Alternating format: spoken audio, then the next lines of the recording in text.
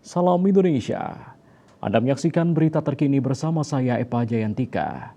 Pemirsa perwakilan FIFA dan panitia penyelenggara atau LOK Piala Dunia U17 di Solo mengunjungi Pura Mangkunegaran.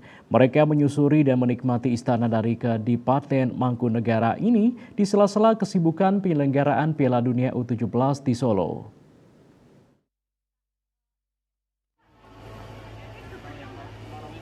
Di sela-sela kesibukan penyelenggaraan Piala Dunia U17 di Solo, Jawa Tengah, perwakilan Federasi Sepak Bola Internasional FIFA dan Local Organizing Committee (LOC) atau Panitia Lokal Event Internasional itu mengunjungi Pura Mangkunegaran.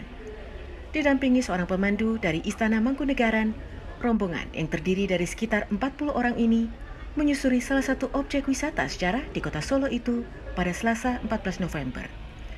Pelaksana tugas pengageng kantor pariwisata Pura Mangkunegaran mengaku tersanjung dengan kunjungan FIFA dan LOC lokal.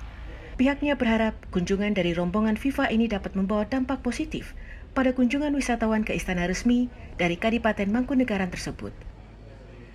Yang jelas kita kemarin ada pemberitahuan bahwa hari ini akan ada kunjungan dari rombongan FIFA. Kurang lebih jumlahnya untuk yang asing 17, kemudian sisanya itu domestik ya. Terus terang kita Mangkunegaran merasa tersanjung dengan sebagai salah satu destinasi kunjungan dari beliau rombongan FIFA. Selama Piala Dunia U17 di Solo, tingkat kunjungan wisatawan ke Pura Mangkunegaran belum terlihat meningkat signifikan. Kunjungan wisatawan masih berkisar 200 hingga 300 orang di hari biasa. Sementara di akhir pekan, tingkat kunjungan naik 2 kali lipat dari hari biasa. Masih banyaknya laga, mulai babak 16 besar hingga partai final Piala Dunia U17 di kota Solo, diharapkan mampu mendongkrak tingkat kunjungan wisatawan ke Pura Mangkunegaran, baik wisatawan domestik maupun mancanegara.